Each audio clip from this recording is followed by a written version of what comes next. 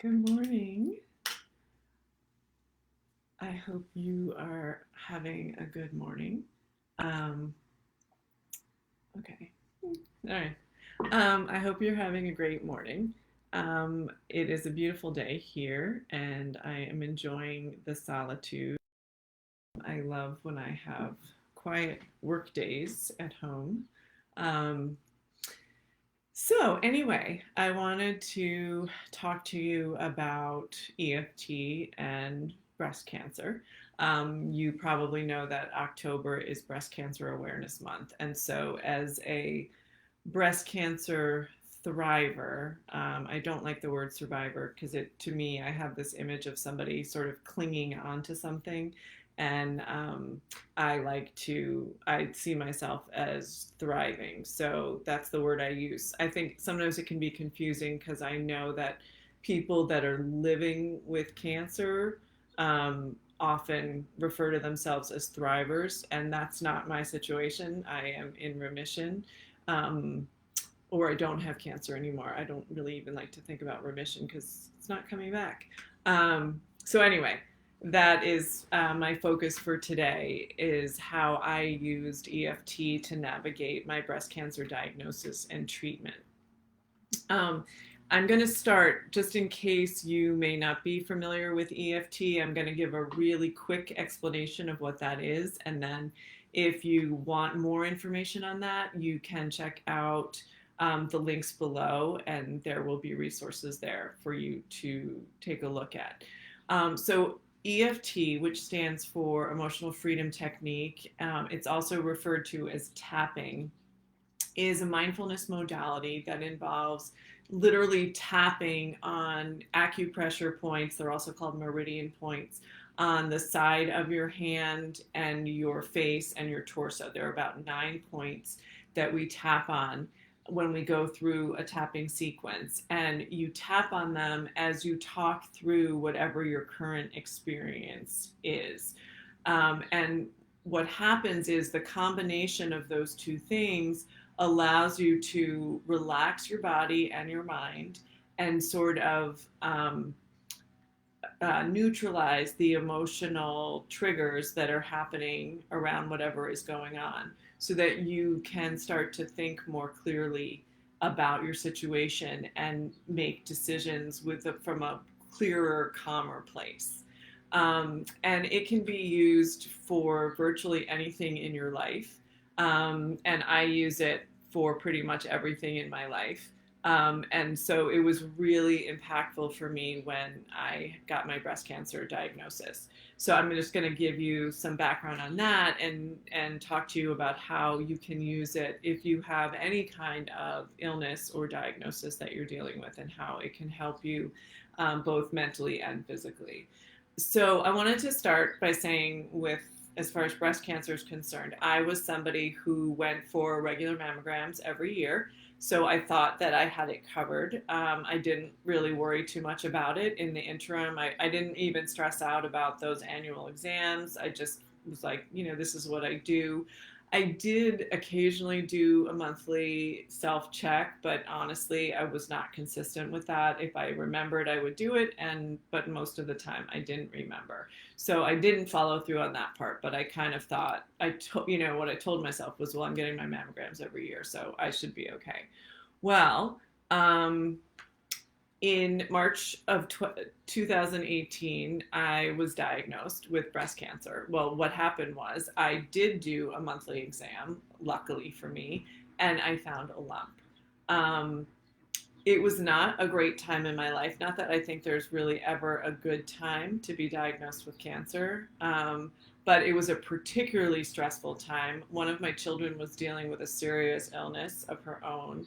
And so I was trying to navigate that. I had just finalized my divorce about 3 months before, and I was finishing up my EFT certification to become a practitioner. So it really was not the ideal time, but luckily for me, I had EFT, so it made it, it was a difficult situation, but it made it a little bit easier for me to navigate because I had this tool. So I had been practicing I'm going to slow down because I'm realizing that I'm talking really fast. I had been practicing EFT for about 5 years before my diagnosis. So, because of that, like through that process, one of the key things that happened for me was I really deepened my level of self connection. And what I mean by that is I was much more aware of the thoughts and feelings that I had because for years I had really stuffed down a lot of emotions because they were too scary. I didn't want to deal with them. I didn't know how to deal with them. So I just pretended that they weren't there.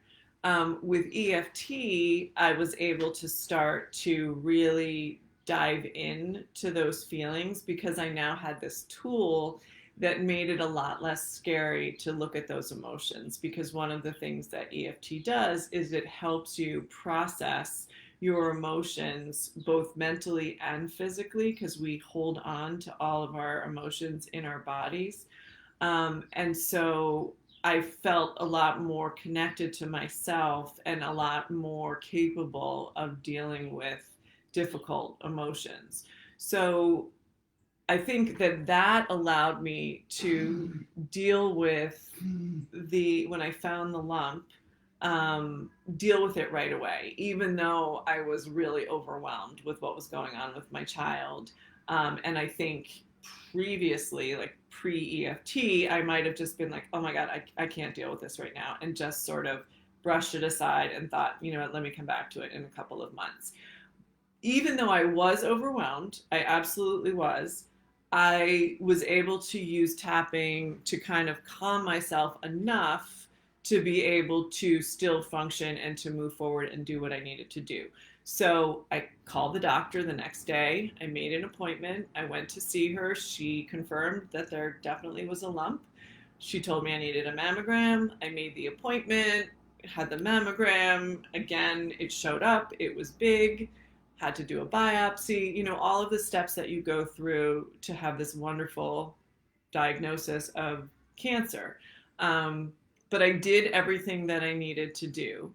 And then the reward was that I got this lovely diagnosis. So my head was spinning. I was just thinking, like, I don't have time for this. I can't believe this is happening to me.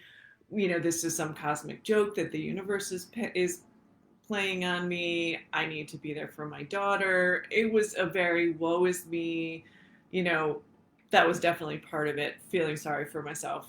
There was also this concern for my daughter, and how the heck am I going to navigate all of this? So I was in a major stress response, fight, flight, or freeze. I went through them all. And I was just spinning. So I kept tapping. So one of the things that we do when we tap is we start out by acknowledging what the situation is. So I just said, even though I'm so scared and overwhelmed right now, I choose to accept myself and where I am. And that was the beginning. And it was just about, okay, I have to accept where I am. I can't resist it because it's happening to me. And the more I resist it, the more difficult I'm going to make this situation. It's a really crappy situation. I don't want it to be here, but it is. So, what am I going to do about it? And so, once I got through that, and I even had to accept the fact that, I was not my best. I was feeling sorry for myself. I wasn't showing up as my best self. And I got to deal with it anyway. So that kind of gave me clarity. And I was able to say, okay, this is where I am. I don't like it, but I'm here and I need to figure out what to do. So I asked for help. My ex husband was able to pick up the slack with my daughter and deal with a lot of the things that I had been dealing with. A friend came with me when I went to the doctor. He went through all of like what exactly was happening in my body and what his recommendations were. I decided I needed a second opinion, so I went to New York to NYU. My boyfriend came with me for that. He took notes for the second opinion. And then I had my information and I had to make a decision. Was I going to have a lumpectomy? Was I going to have a mastectomy? What were the pros and cons? all of that information. Where was I going to have it done? All of those things, all of those decisions needed to be made. And then, of course, in the midst of it, I was worried about my daughter, and still dealing with that, certainly emotionally. Even though my husband was helping out, I was still spinning. So I kept tapping. And so I was able to make the decision that all the decisions that I needed to make, where I was going to have it done and what I was going to have done. And I ended up deciding on a double mastectomy. There were lots of factors that went into that. I'm not going to get into those now, but that was the decision that I made, which, was a pretty big decision because we're talking about losing a major body part. So I was tapping, even though I'm about to lose a major body part and one that's so connected to being a woman and a mother. I choose to deeply and completely love and accept myself. And I tapped on that a lot before my surgery, just to kind of wrap my head around what was happening. And, I can remember like the night before just doing a lot of tapping around that and sort of processing the grief that went along with that, and just allowing myself to be open to what was happening and to relax my body. My surgery went incredibly well. The cancer was basically contained. They had to remove about 4 lymph nodes, but it was essentially contained in the duct. Um, the nurses couldn't believe how I was feeling the next day. Um, I was in really good spirits. I wasn't in pain. I didn't take one pain med during this whole process. Now, I do credit my doctors with a lot of that because I had an incredible team, but I also know that my mindset and the fact that I had relaxed my body and opened myself up to healing, I firmly believe that that was a big part of my recovery. My recovery was straightforward. I didn't have any complications. I had my final reconstruction surgery a couple of months later. That went well. It wasn't fun. I'm not going to tell you that it was like no big deal. It was. It was traumatic. It was difficult. I had drains. It was uncomfortable. I couldn't go out. It was not a fun experience. But it also, was not awful either. And I was really fortunate that I didn't have to have chemo or radiation, and because that would have been a whole other level. And so I'm so grateful for that because I know that that is not the case for a lot of people. Um, so, nobody wants to have cancer. The diagnosis and the treatment are emotional and traumatic. I think breast cancer in particular, if you are dealing with a double or single mastectomy, is really hard because you are dealing with the loss of a key piece of female anatomy that's so closely related to your femininity, to body image, to motherhood if you are a mother. And so I think it brings up a lot of emotions that, you have to process. And, I would never wish cancer on anyone. If I had a choice, I wouldn't have gone through it myself. Um, but at the same time, for me, because I had this tool of EFT, it was not nearly as traumatic as I think it would have been if I didn't have that tool. I just know who I was before EFT, and I know how I would have handled it. And I would not have handled it as well as I did, particularly with everything else that was going on in my life. And so for me, even having had the double mastectomy and dealing with that loss, and it was not an insignificant loss. It was definitely emotional for me, and I'm not in any way saying that it was no big deal, but it also didn't carry the level of trauma that it could have for me. And, there were lots of factors that went into that, but I choose to believe that tapping was a major factor that allowed me to deal with it in a way that, you know, didn't impact me so deeply. And certainly part of it was that I was also focused on my daughter. And so I just didn't have the luxury of thinking about all of that. But I also, I know that having this tool to process all of those difficult emotions and sort of release them from my body just made the whole experience so much easier than it would have been otherwise. So when I reflect back on my experience with breast cancer and how I used EFT or tapping to help me navigate that experience, there are several things that I think, there are several ways that I think it helped me. So the first one was that I was connected enough to my body to actually find the lump and let it register in my brain that this was something that needed to be dealt with right away. And I think when I first found the lump, when I first got the diagnosis, one of the thoughts that I had was, this isn't supposed to happen. I've been tapping for the last 5 years. One of the things that they say about tapping and other mindfulness modalities is it helps you release stuck emotions. And when we have stuck emotion in our body, that's when disease can happen. All kinds of disease or stress related illnesses. And so I thought, wait a minute, I was releasing these emotions. I'm not supposed to get sick. And then I thought, well, but if I hadn't been releasing those emotions, it could have been a very different experience. Maybe the cancer would have been more aggressive. Maybe I wouldn't have found it right away. Maybe I would have needed chemo and radiation. It could have been a whole host of other things. So I kind of, made peace with this idea that